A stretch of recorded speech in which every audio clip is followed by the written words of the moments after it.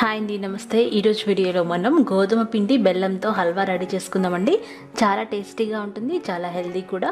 So friends, ఇది 10-15 నిమిషాల్లో తయారు చేసేసుకోవచ్చు. పిల్లలు ఎప్పుడైనా స్వీట్ కావాలి అని అడిగితే ఫటాఫట్న ఈ రెసిపీ చేసి పెట్టండి.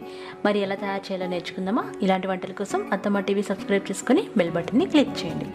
ఇక్కడ నేను 1 కప్పు గోధుమ పిండి తీసుకున్నాను. దానికి 1/2 కప్పు తురిమిన బెల్లం తీసుకున్నాను. ఒకవేళ స్వీట్ తినేవాళ్ళు అయితే బెల్లం కొంచెం పెంచుకోవచ్చు. అలాగే నేతిలో వేయించుకున్న జీడిపప్పులు, బాదం పప్పులు, కిస్మిస్లు కూడా తీసుకున్నాను. అలాగే 4-5 యాలక్కాయలు దంచుకొని పెట్టుకున్నాను. ఇప్పుడు మనం తురిమిన బెల్లాన్ని ఒక గిన్నెలోకి తీసుకొని 1/2 కప్పు తురిమిన బెల్లం తీసుకున్నాం కాబట్టి దానికి 1.5 కప్పుల నీళ్ళు పోసుకోవాలి. అంటే డబుల్ కంటే కొంచెం ఎక్కువ వాటర్ పోసుకోవాలి.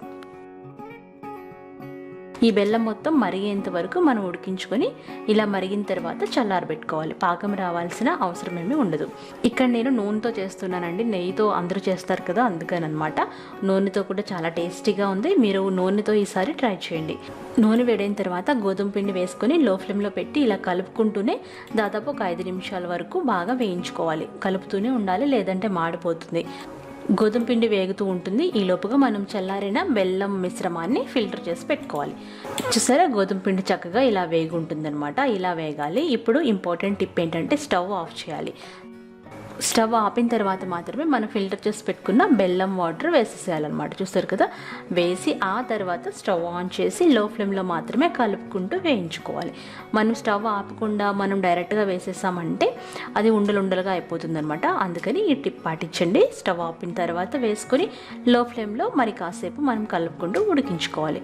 ఇప్పుడు అందులో వేయించి పెట్టుకున్న డ్రై ఫ్రూట్స్ వేసేసి కలుపుకుంటూ మనం దగ్గర పడేంత వరకు ఈ హల్వాని ఉడికించుకోవాలి.